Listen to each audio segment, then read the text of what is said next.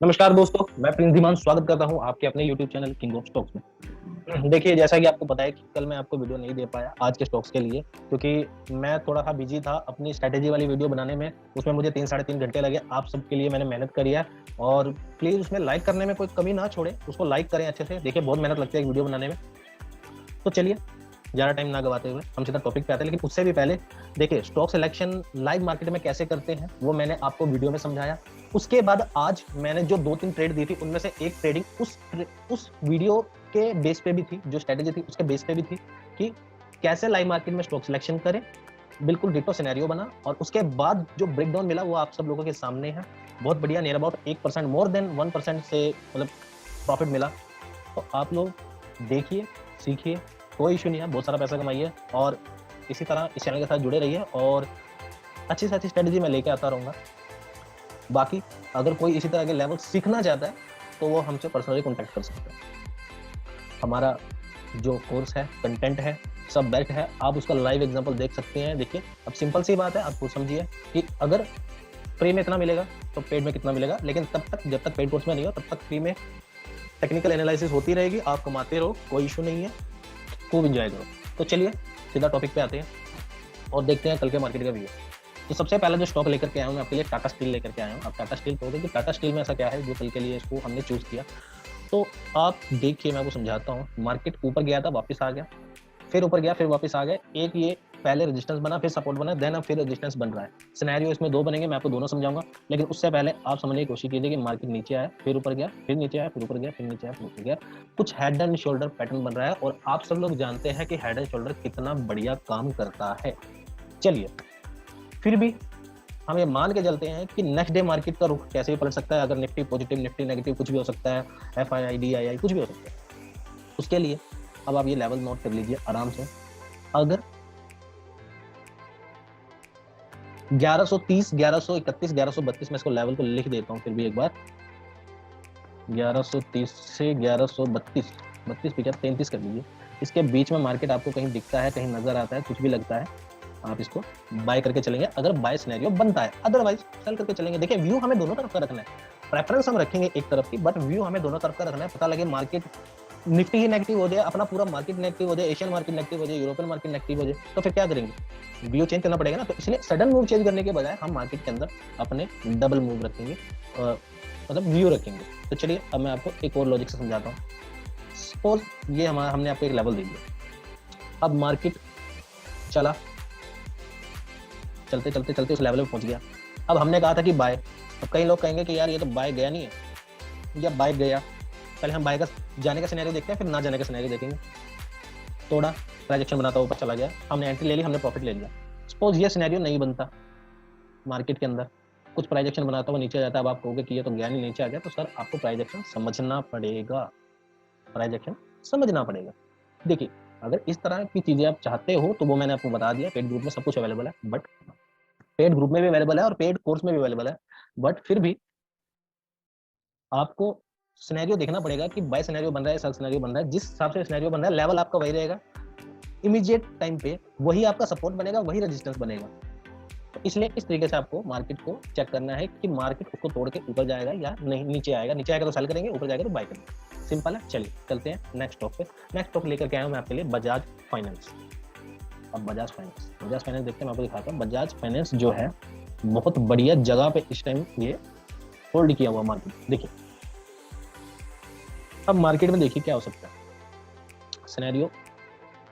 अब इसमें भी सेम वही चीज है, रेजिस्टेंस पे खड़ा है, वापस भी जा सकता है, तो वो आपको समझना पड़ेगा। बट लेवल आपको दे रहा हूं मैं आपको 5820, 5830, 20 भी नहीं, आप इसको 58 डबल लो। मैंने आपको इस लेवल दिया है। अगर मार्केट इस लेवल पे आता है, मार्केट इस लेवल को कोशिश करता है ब्रेक करने की, तो आप बाय करोगे। अगर ब्रेक नहीं कर पाता और नीचे आ जाता है, सस्टेन हो जाता है, तो सेल करोगे। देखिए, सस्टेन होना जरूरी है, बाय साइड या सेल साइड। सस्टेन अगर हो जाएगा तो आप उसको बाय करोगे, नीचे की तरफ सस्टेन होगा तो सेल करोगे। सिंपल है। लेवल मैंने आपको दिया है, अल्टीमेट परफॉर्मेंस आपको मिलेगी। आगे की बात करते हैं ICICI बैंक। अब देखिए, इसमें बहुत बढ़िया चीज बन गई, कमाल की चीज बन गई। एक तो रेजिस्टेंस लेवल से वापस आ गया, उसके बाद मार्केट ऊपर गया, नीचे आ गया, फिर ऊपर जाने की कोशिश की, फिर नीचे आ गया। अब फिर इसमें एक बाइंग प्रेशर आ रहा है, लेकिन वो बाइंग प्रेशर कहाँ पे आ रहा है? बाइंग प्रेशर आपके इस लेवल से आ रहा है, इस लेवल तकरीबन 640 से 640 से बाइंग प्रेशर आ रहा है बार बार। अब कल की डेट में अगर मार्केट इसके आसपास से उठता है जहां पे इसकी क्लोजिंग है, तो आप इसको बाय करोगे बिकॉज ऑफ बाइंग प्रेशर। आप ये बात 649 से आपको उसको बाय करना है। मैं लिख के दे देता हूँ 649 649, ठीक है जी। बाइंग सिनेरियो कुछ मिलता है तो आप बाय करोगे, ठीक है। और सिंपल है, ज्यादा इसमें कुछ है नहीं खास, मैंने आपको सारा सेटअप समझा दिया। बात करते हैं अगले स्टॉक की, इंडसइंड बैंक। देखिए बहुत बढ़िया रेजिस्टेंस पे बैठा हुआ है इस टाइम, ये बहुत ही अल्टीमेट रेजिस्टेंस पे। रेजिस्टेंस लेवल इसका ये रहा, ठीक, 1024। अब मार्केट ने एक बुलिश साइन हमें दिया है। मार्केट ऊपर गया, रेजिस्टेंस में फेस हुआ, फिर वापस आया, फिर ऊपर गया, फिर वापस आया, फिर अब ऊपर निकला है। मार्केट ऊपर निकला है। अगर ये ब्रेक करता है तो मार्केट में अगला टारगेट आपका ये हो सकता है। देखिए यहाँ पे मैंने टारगेट दिया, मार्केट में अगला टारगेट आपका ये हो सकता है 1046, ठीक है। तो सिंपल सा 1% का मूव आपको आराम से मिल जाएगा अगर आप सही सिनेरियो पकड़ के बैठोगे। अगर मार्केट हल्का सा भी आपको कल की डेट में सस्टेन होता है, फ्लैट खुलता है, चलना शुरू करता है, आप इसको बाइंग करेंगे, टारगेट आपका ये रहेगा। सो सिंपल सो इजी, मैंने इसका आज आपको टारगेट भी दे दिया। बात करते हैं मारुति की। देखिए मारुति भी अपने रेजिस्टेंस लेवल पे है, ये रहा रेजिस्टेंस लेवल 4184 7184, ठीक है। देखिए अगर वर्डिंग के अंदर बाय मिस्टेक हो जाए तो आप लोग लेवल देख के खुद समझ जाना, ठीक है जी। कहीं आप ये कहो कि सर ने तो ये कहा था और लेवल ये रहा। अब ये देखिए कि अगर मार्केट इस लेवल को ब्रेक कर देता है तो अगला लेवल आपका ये बनेगा, मार्केट यहाँ तक तो आराम से आएगा, मतलब 7346। लेकिन ये बहुत बड़ा लेवल है, 7346 का बहुत बड़ा लेवल है, ठीक है ना, तकरीबन 150 पॉइंट के आसपास।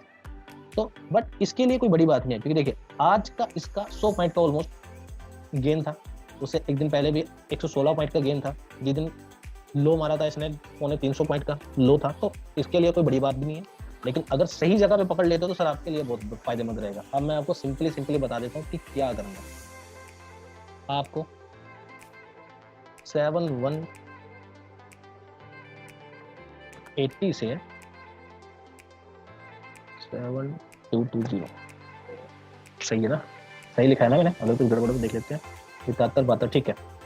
तो ये 40 पॉइंट का डिफरेंस है। अगर इस 40 पॉइंट के डिफरेंस के अंदर आपको कुछ भी प्राइस एक्शन बनता हुआ दिखता है तो आप बाय करोगे। इसमें हमें सेल पे नहीं जाना फिलहाल, हम इसके सेल के नहीं है, बाय सिनेरियो कुछ बनेगा तो बाय करेंगे, अदरवाइज छोड़ देंगे, इग्नोर कर दो। मैंने आपको 5 स्टॉक दिए हैं, तो ऐसा तो है नहीं कि सब में कुछ ना कुछ नहीं बनेगा, किसी ना कुछ में कुछ ना कुछ बनेगा और आपको वही चीज का फायदा लेना है। आपको इसमें सेल साइड में नहीं जाना, इसका सेल का कोई सिनेरियो नहीं, बेशक ये रेजिस्टेंस पे है। तो अगर रेजिस्टेंस तोड़ के बाय बनती है तो बाय करोगे, अदरवाइज रहने दोगे। बात करते हैं रिलायंस की। अब आप कहोगे कि सर रिलायंस तो यहाँ से चलता हुआ आ रहा है और यहाँ तक पहुंचा है, तो अब क्यों, कैसे? देखिए 2200 से लेके 2220 एक लेवल दे रहा हूं मैं आपको, 2200 से 2220 एक लेवल दिया था।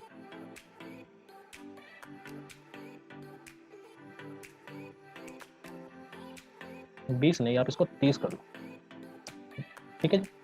मार्केट अगर इसके ऊपर निकलता है, सस्टेन होता है, आपने बाय कर लेना है चुटकी बजा करके। ये इसी तरह का मूव दे देगा आराम से, ठीक है जी, आराम से देगा इस तरह का मूव। आप लेके जाओगे इस तरह का मूव, 1%, 1.5%, 2% का मूव लेके जाओगे अगर ये सस्टेन होता है, निकलता है, ठीक है। और इसमें आपका दोनों तरफ का मूव रहेगा, लेकिन मैं आपको वर्डिंग बोल रहा हूं, मेरी वर्डिंग्स पे ध्यान दीजिए कि आपको इसमें 90% बाय पे रहना है, सिर्फ 10% सेल पे। सिंपल है, कोई मुश्किल नहीं है। 90% बाय पे, सिर्फ 10% सेल। कुछ ऐसा सिनेरियो लगा कि मार्केट में बहुत बेरिशनेस आ गई है, जैसे कि मैं बता रहा हूँ, तब हम सेल के बारे में सोचेंगे बिकॉज ऑफ रेजिस्टेंस। अदरवाइज हम सिर्फ बाय पे हैं, रिलायंस इंडस्ट्री में सिर्फ बाय पे ही है, सेल के बारे में हम बिल्कुल एंड में सोचेंगे, ठीक है। सो दोस्तों आज के लिए इतना ही, मिलेंगे एक और नई वीडियो के साथ, एक और नई स्ट्रेटेजी के साथ। तब तक के लिए बाय बाय।